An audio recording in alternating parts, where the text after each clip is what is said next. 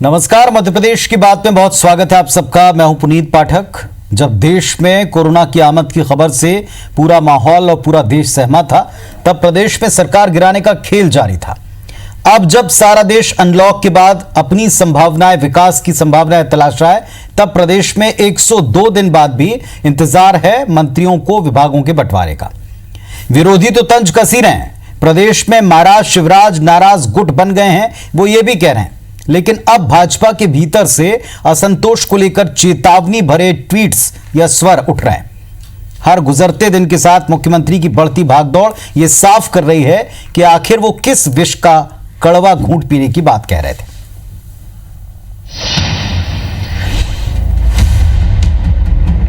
पहले मंत्रियों की संख्या और अब विभागों का बंटवारा।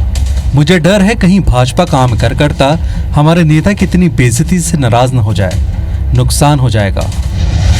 बीजेपी के वरिष्ठ नेता और विधायक अजय विश्नोई के इस ट्वीट में पार्टी के आम कार्यकर्ता का दर्द भी है और धमकी भरा संकेत भी।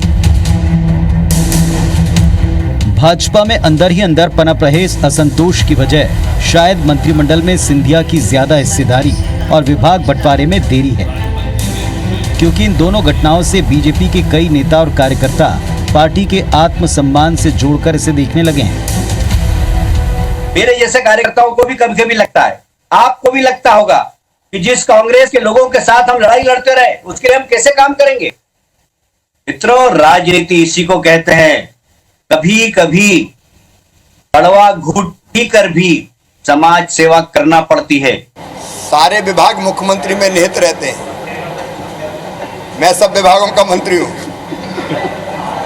सरकार सुचारू चल रही है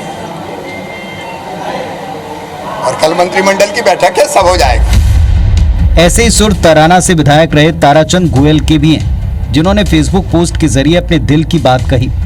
लेकिन पार्टी महासचिव कैलाश विजयवर्गीय ने सोशल मीडिया के जरिए नहीं बल्कि वर्चुअल रैली में कहा कि राजनीति में कड़वा घूंट पीना पड़ता है। वैसे पार्टी के अंदरूनी हालात को बखूबी समझ रहे मुख्यमंत्री शिवराज सिंह चौहान अपनी तरफ से हालात संभालने की कोशिश में जुटे हैं। अपने नेताओं की नाराजगी ही बीजेपी के लिए बड़ी परेशानी नहीं है, बल्कि विभाग बंटवारे में हो रही देरी भी पार्टी नेताओं को पसंद नहीं आ रही। ये शायद सिंधिया का दबदबा ही है, जिसके चलते 102 दिन बाद भी पूरी तरह टीम शिवराज विभागों के साथ सामने नहीं आ पाई। वैसे कुछ नेताओं को अब इस बात का डर सताने लगा है कि यदि ऐसा ही चलता रहा तो कुछ दिन पहले ही कांग्रेस छोड़कर बीजेपी में आए सिंधिया कहीं उनकी पार्टी के सबसे बड़े नेता ना बन जाएं। वैसे कांग्रेस इस वक्त सबसे राहत वाले दौर से गुजर रही है। विभाग बंटवारे में देरी और बीजेपी नेताओं के बयान ही उनके लिए सबसे बड़े हथियार हैं, जिनके दम पर वो बीजेपी को कटघरे में खड़ा कर रही है। एक चीज और बार बार आ रही है कि इसमें 3 एक्स्ट्रा बन गए, क्योंकि 206 के हिसाब से 15% बनना था, वो एक्स्ट्रा बन गए। और मैं समझता हूँ कि हिंदुस्तान में पहली बार हुआ है कि एक मंत्रिमंडल में जो विधायक नहीं है, से 14 मंत्री बन गए हों। फिर विशेषाधिकार होता है मुख्यमंत्री का विभाग बांटना। क्यों चाहते हैं परिवहन विभाग, क्यों चाहते हैं राजस्व विभाग सिंधिया जी? अपने लोगों को ये विभाग क्यों चाहते हैं? राजनीति में सेवा करने, जन सेवा वाले को समाज सेवा करना है, जनता की सेवा करना है कि लूट सेवा करना है? विभाग बंटवारे में देरी का असर उपचुनाव पर भी दिख रहा है, क्योंकि ज्यादातर मंत्रियों को इस वक्त अपने विभाग का इंतजार है। वैसे सबसे आखिर में एक बयान सुनिए और खुद फैसला कीजिए, आखिर ये विष किसके हिस्से में आया है। मंथन से अमृत ही निकलता है, विष तो सिर्फ पी जाते हैं। इंदौर से दीपक यादव के साथ सुधीर दंडौतिया, IBC 24 भोपाल। तो बड़ा सवाल ये कि कभी विष की बात की जाती है, कभी विष पीने के साथ साथ कड़वा घूंट पीने की सलाह देते हैं, और कभी कहते हैं कि हमारे नेता का इतना अपमान ना हो जाए, इतना निरादर ना हो जाए, इस इंतजार में कि कहीं कार्यकर्ता जो हैं वो विद्रोह करने लगें। इस तरह की चिंताएं भी पार्टी के ही नेता व्यक्त कर रहे हैं। इसमें उन सारे बयानों को छोड़ दिया जाए जो कांग्रेस पार्टी या विपक्ष इस मसले के ऊपर दे रहे। हमारे साथ पैनल जुड़ा है, डॉक्टर मोहन यादव साहब हैं, प्रदेश के जिम्मेदार मंत्री हैं, बहुत स्वागत है उनका इस मंच पर। संजय यादव साहब हैं, कांग्रेस पार्टी के जिम्मेदार जनप्रतिनिधि हैं, बहुत स्वागत है उनका भी। और प्रभु पटेरिया जी हैं, वरिष्ठ पत्रकार, हमारे साथ जुड़ गए हैं। इस पैनल से हम चर्चा करेंगे। सबसे पहले डॉक्टर मोहन यादव, पहले तो शुभकामनाएं आपको कि आप मंत्री बन चुके हैं, लगातार आप अलग अलग चर्चाओं के दौर में हमारे साथ में आप हिस्सा रहे हैं। बहुत शुभकामनाएं आपको, जो भी विभाग आपको मिले। लेकिन सवाल भी वही है कि आखिर क्यों इतनी देर हो रही है। कोई कहता है कि कड़वा घूंट पीना पड़ेगा, कोई कहता है कि विष हम पिएंगे क्योंकि पीना पड़ेगा, और कोई ये कहता है पार्टी के अंदर से कि नेता का इतना अपमान ना हो जाए कि कार्यकर्ता विद्रोही हो जाए।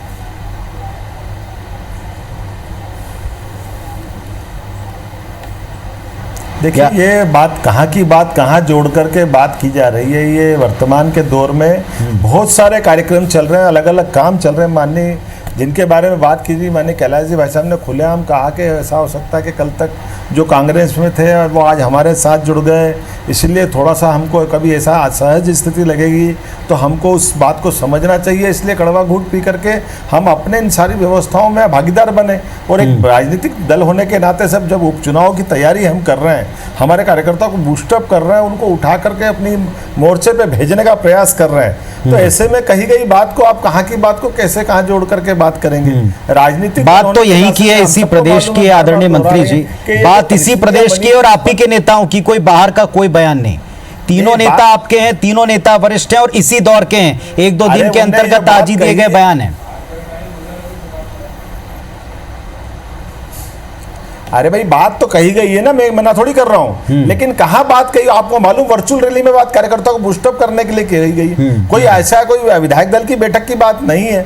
अगर अपनी वर्चुअल रैली में कार्यकर्ताओं को बूस्टअप करना, उपचुनाव में बात करने के लिए हमारे लोग खड़ा करना चाहते हैं, हम अपनी चुनावी तैयारियां कर रहे हैं, तो इन बातों को तो उस संदर्भ से हटा करके कहीं की बात को कहीं जोड़ोगे तो आप अलग अर्थ निकल जाएगा। हम ये इस परिस्थिति को भी जानते हैं कि कांग्रेस हो या बीजेपी, 2018 में ना कांग्रेस को बहुमत मिला था ना भाजपा को मिला था। कांग्रेस अपने कर्मों से सरकार नहीं चला पाई, अपने लोगों को संतुष्ट नहीं कर पाई, लगातार अपने झूठ के पहाड़ से उन्होंने सरकार तो बना ली, लेकिन अंततः वो अपने फेल हुई और कारण से परिस्थिति बदली। और ऐसे कई सारे कारणों से भाजपा के अंदर हमारे मित्र वर्ग के लोग आए, और आने के बाद जब वो हमारे साथ काम करने के लिए तैयार हैं और उस व्यवस्था से जब जुड़ रहे हैं, जो लंबा उनका अपना एक राजनीतिक कैरियर रहा है, लेकिन आज वो एडजस्ट हो रहे हैं पार्टी के अंदर। आप बताइए, कौन अपनी विधानसभा की सीट को लात मार के आता है? कौन मंत्री पद को लात मार के आता है? कौन अपने कैरियर को छोड़ करके आता है? लेकिन ये स्वाभिमान के चलिए, अब एक बात का जवाब दीजिएगा यादव साहब, लोग हैं जिन्होंने इस बात एक बात का जवाब दीजिएगा। जबलपुर से कोई मंत्री ना बनाए जाने के बाद, आप बात सुनिएगा पूरी, अभी हमारी बात खत्म नहीं हुई है। अभी ये सारी बातें बात की है, जो आपने पहले बात कही उसकी बात हम करना चाहेंगे कि अगर दमदारी से लोग आए हैं, खड़े हुए हैं, तो लंबे समय तक अगर चलना है तो हमको जल्दबाजी में निर्णय लेने के बजाय सारे फैसले अपने ढंग से करना पड़ते हैं, और उन निर्णय के आधार पर आने वाला समय का जो माननीय मुख्यमंत्री जी तालमेल जमाने का प्रयास कर रहे हैं, वो उसके रिजल्ट आएंगे।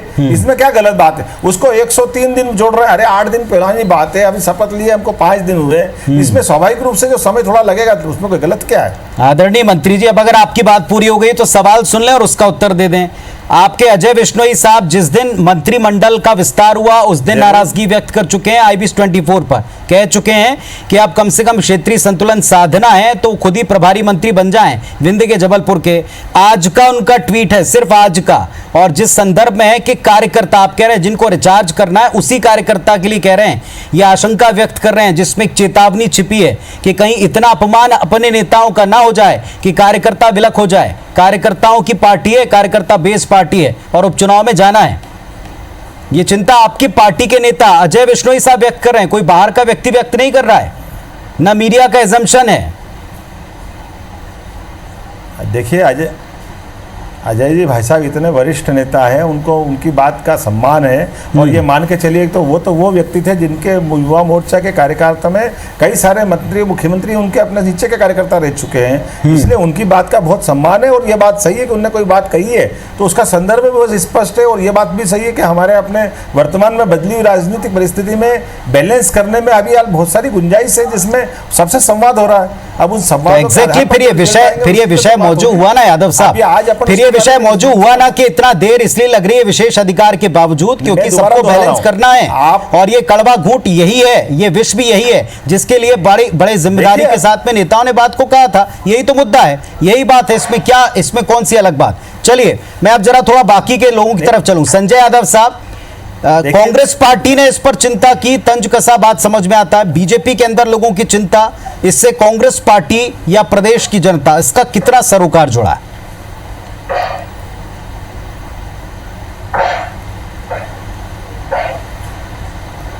देखिए, सबसे पहले मैं मोहन भैया को बधाई देता हूं कि आप मंत्रिमंडल में आए, बड़े मुश्किल से आए, 3 महीने बाद आए। लेकिन मैंने एक कहानी बचपन में हम किताबों में पढ़ते थे, तीतर के आगे 2 तीतर, पीछे तीतर, आगे तीतर, बताओ कितने तीतर। तो इनके ऊपर ये कहानी फिट होती है। और शिवराज जी इस समय चूहे का रोल अदा कर रहे हैं कि बिल्ली उनको झपट रही है, और बिल्ली के रूप में ज्योतिरादित्य सिंधिया हैं कि बिल्ली उनके पीछे दौड़ रही है।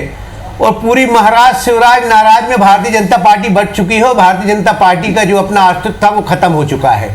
और ये झगड़ा समाज सेवा का नहीं है, ये झगड़ा मलाईदार विभागों का है कि मलाईदार विभाग किसको मिले। अगर समाज सेवा की बात होगी तो 5-5 दिन मंत्रिमंडल का विस्तार ना हो पाए, और इसके बाद अभी जिलों के प्रभार में झगड़ा चलेगा इनका।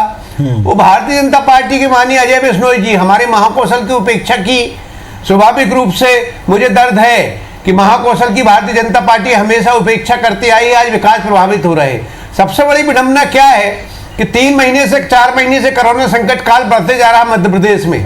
लेकिन कितना बड़ा दुर्भाग्य इस मध्य प्रदेश का कि कोई भी मंत्री या किसी जिले में, क्योंकि मंत्रिमंडल था नहीं, किसी जिले में पहुंच के स्वास्थ्य विभाग की समीक्षा नहीं ली, ये जनता की बात सुनने वाला कोई नहीं था। आज स्थिति वही बन रही है। तो मंत्री तो बन गए, मंत्रिमंडल ही बना, इनका विभाग नहीं बटे। वो विभाग बटने के बाद प्रभार कब बटेंगे ये समझ के परे है। इसमें पूरा परेशान जनता हो रही है। वो चूंकि खरीद फरोख्त की सरकार थी, खरीद फरोख्त के बनी है। वो सबसे बड़ा मुद्दा ये आएगा यादव जी कि आने वाले चुनाव में जो 22 सीटों में उपचुनाव करवाए जा रहे हैं जबरन जबरदस्ती, उनका जो खर्चा आएगा इसकी जवाबदारी किसकी होगी? क्योंकि जनता ने मन बना लिया है कि चुनाव उनके ऊपर थोपे गए हैं, और कोरोना संकट काल अलग से चल रहा है।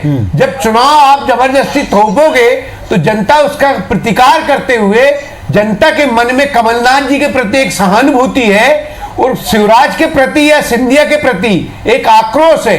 क्योंकि ग्वालियर चंबल की जो सीटों में चुनाव हो रहा है, वहां के लोग अपने आप को महल से आजाद पा रहे हैं, और आज भारतीय जनता पार्टी महल में जा चुकी है, महल में कैद हो चुकी है। आज जो भी नेतृत्व करता है माननीय माधवराव सिंधिया हैं, ज्योतिरादित्य सिंधिया हैं, और ज्योतिरादित्य सिंधिया ने पूरी भारतीय जनता पार्टी में कब्जा कर लिया है। भारतीय जनता पार्टी का जो अपना चरित्र था और जो अपना स्वभाव था, वो मूल सत्ता के पीछे इन्होंने भारतीय जनता पार्टी ने अपना मूल सिद्धांत खो दिया है। ये मामला भले बीजेपी का हो सकता है, ये चिंता भले बीजेपी की हो सकती है, लेकिन मेरा सवाल ये था कि विपक्ष का और आम जनता का, जी विपक्ष का और आम जनता का इसमें कहां तक सरोकार जुड़ा है? क्योंकि हर बार ये कहा जाता है कि ये सब कुछ जनता के हित और उनके अधूरे कामों के बिना पर ही किया गया।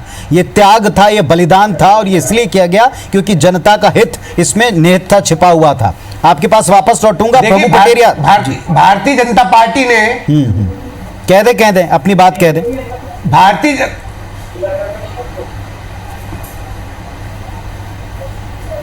कह दें आधा साहब अपनी बात कह जनता पार्टी ने तो मंत्रिमंडल विस्तार न बना के तो जनता का नुकसान किया ना। कोरोना संकट काल में तो कितना बड़ा नुकसान इनके पास।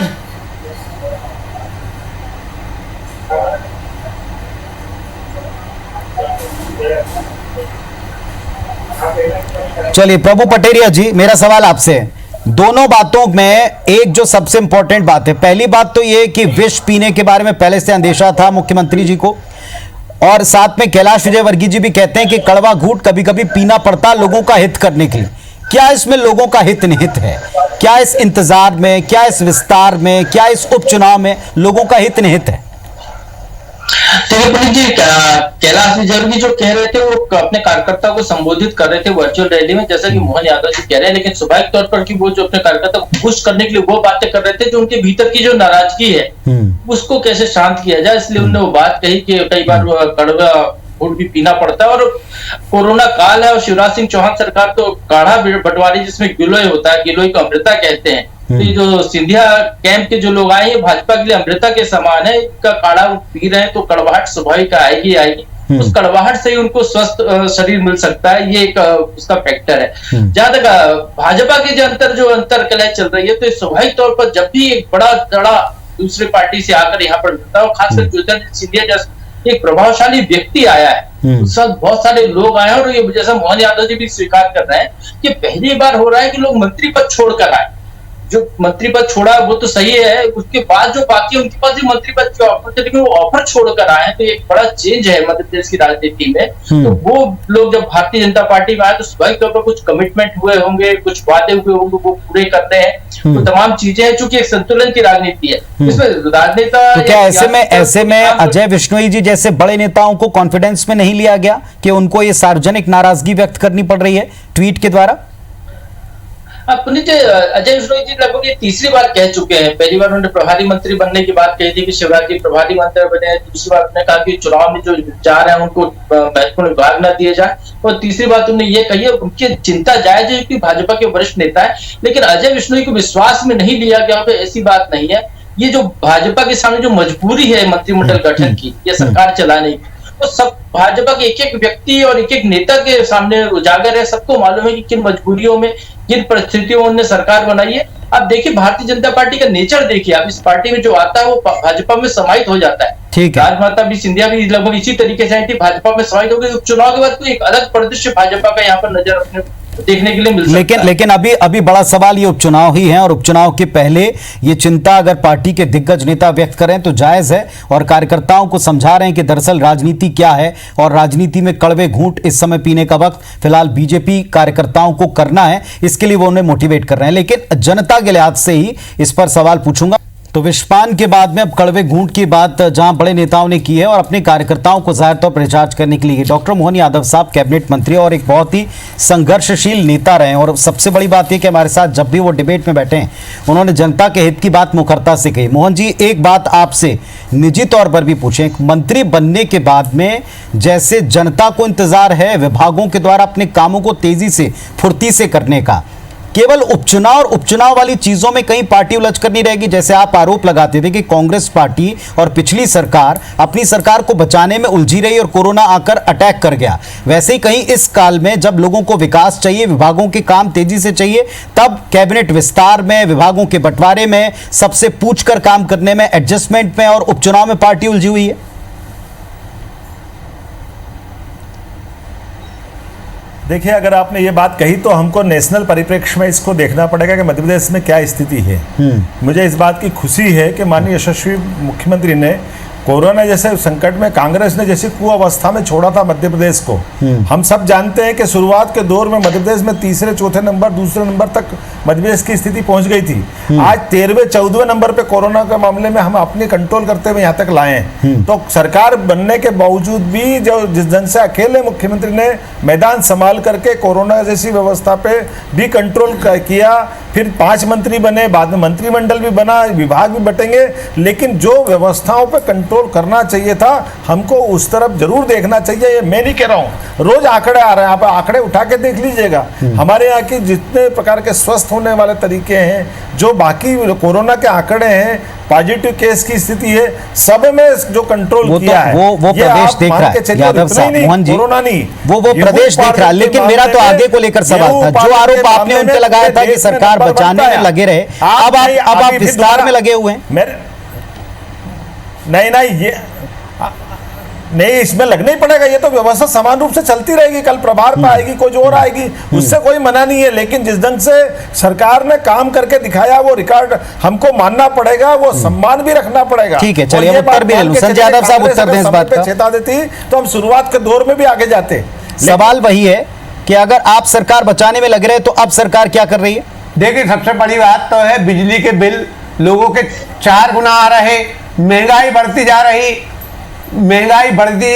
इन लोग तो तबालता उद्योग में उपचुनाव की चिंता में लगे, और इनको ये मालूम है कि उपचुनाव के बाद इनकी सरकार रहने नहीं वाली, तो ये तो लूट खसोटने में लगे। जनता की चिंता होती तो आज बेहताशा बिजली का बिल, बेरोजगारी, लोगों के पास काम नहीं है, मजदूर किस तरह से, मध्य प्रदेश का मजदूर किस तरह से परेशान हुआ, डीजल के पेट्रोल के भाव कहां जा रहे हैं, ये कुल मिला के लोगों को गुमराह मोहन जी उत्तर देना चाह रहे हैं आपकी बात का। आज बढ़ता जा रहा है। मोहन जी की इस बात से मैं सहमत नहीं हूं।